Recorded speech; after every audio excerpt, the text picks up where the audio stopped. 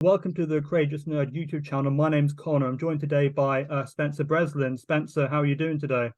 I'm doing great. Thank you for having me, Connor. Absolutely, for sure. And just before we get into like the meat and bones of this, I just want to say, like on a personal level, it's a real pleasure to be able to speak to you. I was obviously in the demographic for some of your early films, early Yeah. 2000s. A lot of fond memories of a lot of them, and I'll get into that a bit later. But yeah, it's a real pleasure to get to speak to you for sure. Well, thank you. It's really nice to be here. Absolutely, and I suppose kind of on that like note, like your early career, obviously it's a bit of a family affair, right? The acting business, obviously your sister very famously Yep. involved in it as well. But I suppose for you personally, like how did that journey start? That journey started when I was three. I was 3 years old, and someone suggested that because I was kind of a rambunctious toddler, I guess someone suggested that I would be good in commercials because I was such a crazy little kid. Mm, And it worked out because I really enjoyed it. I didn't really see it as a job back. It was just like, oh, I get to go and play. And yeah, I mean, I enjoyed it. And then I was lucky and fortunate enough to kind of keep booking stuff and mm. keep going. And, I really kind of, my love for it kind of kept growing over time. Yeah. Absolutely, and obviously, kind of fast forward quite a bit to your most recent film, "Murder Anyone," Yeah. I believe, right? And I suppose that what drew you to that project? Was it the script or the cast, or was it like a bit of everything? A bit of everything. James Bresic, the director, and I had been friends for a while before we did the movie, and we'd been Yeah. kind of trying to find something to work on together. And he presented me with this movie, and he told me that hey, I'm adapting this from a stage play originally done by my late father. Would you read it? And the truth is, like, I love James. I would work with him, without reading the script even. He's one of those guys who I'm just, yeah, sure, like, let's do it. But the script was so great, and the movie just like I'm really proud of it. I think it turned out really nice. And yeah, we had a great cast, great crew. We had a smaller budget, not a lot of time to do it. So, everyone who was working on it, from you know, the crew to the cast, everyone really wanted to be there. Mm. So I think that always kind of makes a better movie when everyone's like really dedicated to, the end result. And yeah, we all wanted to be there. So it was fun. For sure. I've actually interviewed James before for a different film, which actually incidentally starred Bruce Willis, who you've also worked with. But this Yes, a small world thing there. But yeah, no, James was great, really great guy. Really enjoyed speaking he's to him. he's awesome. One of my best friends. Love him. Mm. Absolutely. And I suppose for anyone who hasn't heard of this new film, like how would you like set up the premise?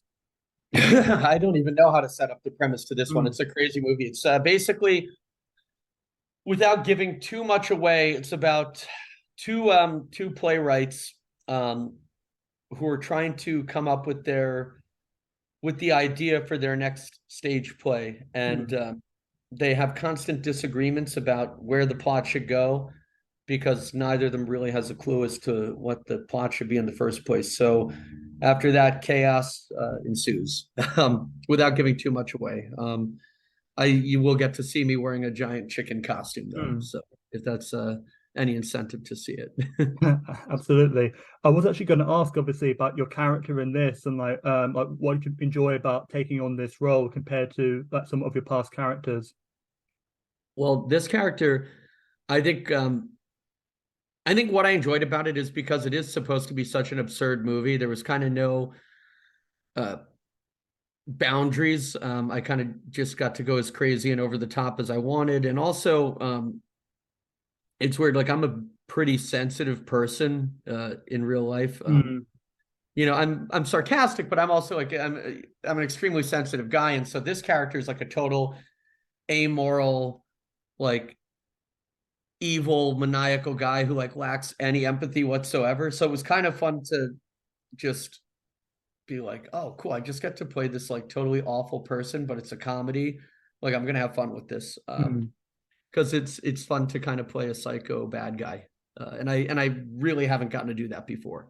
mm. So it was fun, especially in a comedy thing where it's not too serious and too depressing, Uh yeah, it was a lot of fun. For sure. And When can people catch that when it's out? What's that? When can people like catch the film like when it's out? Like, where's Oh, it? it's February 7th. Yeah. Oh, great, for sure. Yeah. And obviously, at the top of the interview, I mentioned obviously you've worked in a lot of films going back quite a few years, like very family-friendly films, like quite a selection there. Obviously, Cat in the Hat being a big one, Santa Claus 2 and 3, Yeah. Disney's The Kid, I kind of alluded to with Bruce Willis, to name a few there. But like, which are the ones you think people ask you about the most? Obviously, all these years later. I mean, I'd say probably the Santa Claus ones and the Catnap, but also a lot of people recently have been coming up to me being like, talking about The Kid with Bruce Willis, and Mm, how they're like, "Oh, I watched it again as an adult, and it had a totally different meaning now as a grown up," and that's always kind of cool to hear. yeah. But yeah, I'd say those three are the most frequently asked about ones. I have to say, I was a big fan of Santa Claus too. Thank you. Yeah, to the point where I had it on DVD, and when I was in like I guess what you would call elementary school, they had me like bring in like You'd a call it DVD. primary school, correct? Primary, yeah. So, Yes. when I was in that level of education, I brought in that DVD to like watch in the class, and it'd been so well watched, it wasn't playing properly, so they had to pick something else. That's awesome. Yeah, Okay, that's cool. yeah, yeah. So I mean, yeah, I was a big fan of that movie for sure. Yeah, That's the thing is when we're kids, we find like a movie we watch and we're like, I like this so much, I'm gonna watch it 300 times. mm, It just shows it goes to show like, as an adult, we barely have enough time to watch like one or two movies. So yeah. yeah.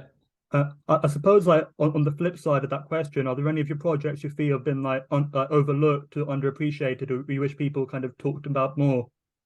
I mean, I don't know if I'd say underlooked or underappreciated. I feel like if one person likes any of them, then it's the right level of appreciation for me. In my Sure. mind, it's thrilling. There are a couple that I'm really fond of. I guess one of them being the movie called Harold, which was Yeah.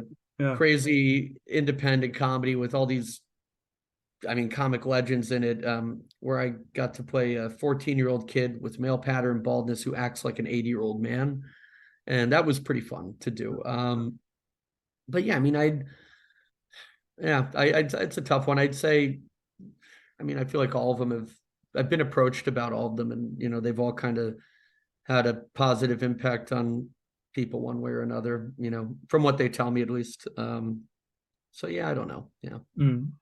Yeah, and definitely with like some of the ones I mentioned, it's been like 20 years, which is mad. I mean, obviously, I was around watching them, but obviously you being in them, I'm sure, a great effect that much time has passed since then. But like, what's your overall takeaway from some of these with so much time removed from them? It's yeah, I mean it's cool because I've been thinking lately, especially this past Christmas, because Santa Claus 2 and 3 were on TV like every day. Like me and my roommate would be watching TV and like we're flipping channels and we'd see it a few times at the same time slot. And it's weird that now like the kids who were watching that movie who were in our age range when it came out, they were watching it and now they're showing it to their kids. And that's kind of a trip. Yeah, And the fact that they've stood the test of time that long and they're kind of like Christmas classics now, where, the babies who were seeing it in theaters are now showing their babies. It's cool. It's cool to think that they've lasted and aged so well. yeah, and obviously, as It's a you say, trip. people like in our demographic going back and watching it, it wouldn't seem too jarring because we lived through it. I'm sure, like like a 10-year-old now watching that film, it would seem really dated. But obviously, the technology that might be in it, Yeah. it's just crazy to think about. But there you go. It's pretty wild. Yeah. Yeah, I suppose like aside from Murder Anyone, what else can people expect from you in 2023? Is there anything you're able to talk about? Yeah, so I've got two movies that I just wrapped up. One of them is a very kind of heavy drama that is it's a story about a husband and a wife. I played the husband, very talented actress named Megan Carrasquillo plays my wife in it. She's brilliant. This movie written by Ashley Berry.